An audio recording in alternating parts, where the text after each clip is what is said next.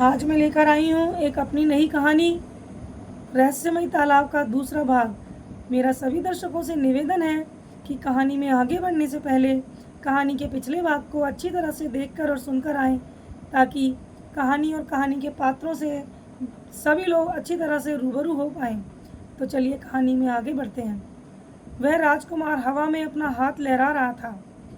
उसके हाथ लहराने के बाद उस पानी में से अजीब तरह के पेड़ पौधे लहराते हुए बाहर निकले। इनमें से कुछ पेड़ इतने विशाल थे कि वो आसमान को छू रहे थे। तरह तरह के फूल और कुछ पौधे वहाँ पर आके खड़े हो गए। बेहद और कुछ फूल बहुत छोटे थे, कुछ फूल इतने बड़े थे कि एक व्यक्ति उनके ऊपर आकर बैठ सकता था। यह सब कुछ देखकर कबीर और उसका दोस्त बड़ा रोमांचित हो गए थे।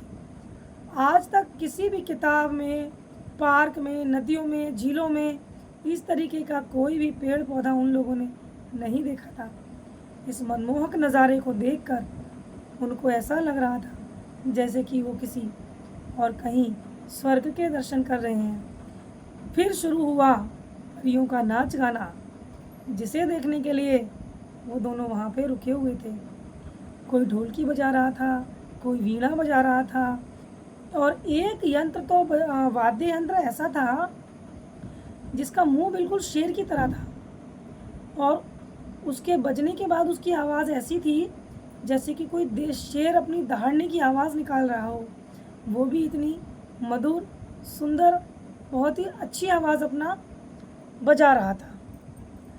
करीब 6 परियां नाच रही थी। सब ने बहुत ही चमकीले और सुंदर कपड़े पहने हुए थे। मुख्य परी ने गोल्डन कलर की ड्रेस पहनी हुई थी। वह ड्रेस तरह तरह के हीरों और माणिक से जड़ी हुई थी। उस मुख्य परी के हाथ में एक लंबी छड़ी थी। उस छड़ी के ऊपर कमल का एक फूल था, और वो कमल का फूल बहुत सुंदर और अच्छा था, जो उस छड़ी की सुंदरता को और बढ़ा रहा था। और वो कमल का फूल दूर से ही सभी लोगों को अच्छी तरह से दिखाई दे रहा था। परियां नृत्य कर रही थीं, पर एक अलग सा तेज था उन परियों के चेहरे पर। जो परियां नृत्य कर रही थीं, वह सब एक दूसरे के हाथ पकड़ पकड़ कर नाच रही थी, गा रही थी। वह कभी कभी गोल गोल घूम रही थी, कभी दाएं जा रही थी, कभी बाएं आ रही थी, इधर से उधर, इधर से उधर, उधर से इधर नाच रही थी। यह सब चल रहा था कि तभी एक काला कोट पहने एक आदमी तालाब के पानी में से बाहर निकलकर ऊपर आ गया। उसने सर पे काली टोपी लगा रखी थी। उसके हाथ में एक बहुत बड़ी छड़ी थी, और वो व्यक्ति बिल्कुल बहुत बड़ा और विशालकाय लग रहा था। और उसके हाथ में जो छड़ी थी वो बिल्कुल सर्प के जैसी दिखाई दे रही थी, और वह एक जादूगर था। उसने राजकुमार को प्रणाम किया। प्रणाम करने के बाद उसने उस छड़ी को आसमान की तरफ घुमाया।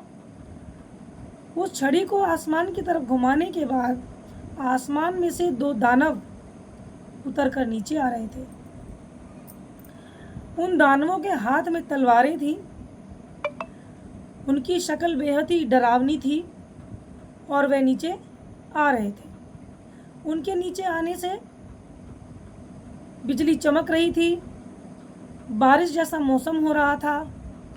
उनको देखकर कबीर और रवि दोनों के पसीने छूट गए, क्योंकि वो बहुत भयानक दानव थे। और उन दोनों दानवों का चेहरा चारों दिशाओं में घूम सकता था। जैसे ही वह दानव नीचे आए, उन दोनों ने आकर राजकुमार को प्रणाम किया। फिर वह उस जादूगर से बोले, हमारे लिए क्या हुक्म है? उन दोनों को दानवों की आवाज़ रवि व कबीर को सुनाई दे रही थी। उन दोनों दानवों को जादूगर ने कुछ धीरे से कहा, और दोबारा छड़ी घुमाया। छड़ी घुमाते ही वह जादूगर वहाँ से गायब हो गया। जादूगर के गायब हो जाने के बाद वह दोनों दानव वहाँ की रखवाली करने लगे। रवि, मैं उनके पास जाकर उनकी आवाज़ सुनना चाहता हूँ। कबीर, तू कहीं पागल तो नहीं हो गया? वहाँ बहुत खतरा है, मैं तुझे वहाँ नहीं जाने दूंगा। रवि, ऐसा मौका फिर कहाँ मिलेगा? तू मुझे मत मना कर। और मैं कोई तेरा गुलाम हूँ क्या जो मैं तेरी बात मानूँ? कॉलेज में भी तू डरपोक ही था। मैं नहीं तेरी बात मानूंगा, मैं वहाँ जाऊंगा ज़रूर। कबीर, मैं तुझे समझा रहा हूँ, बस तू मत जा। वहाँ जाना बिल्कुल ठीक नहीं है, खतरे से खाली नहीं है। रवि, बच्चा नहीं हूँ मैं जो तेरी तरह डर जाऊंगा और तेरी बात मान लूँगा। इस तरह दोनों में झगड़ा हो जाता है। कबीर की बात रवि नहीं मानता और वो आगे चल पड़ता है। तो बस आज के लिए सिर्फ इतना ही। इसके आगे का हाल जानने के लिए कहानी के इंतज़ार कीजिए इसके अगले भाग का, जिसे लेकर मैं कल जल्दी हाजिर होंगी।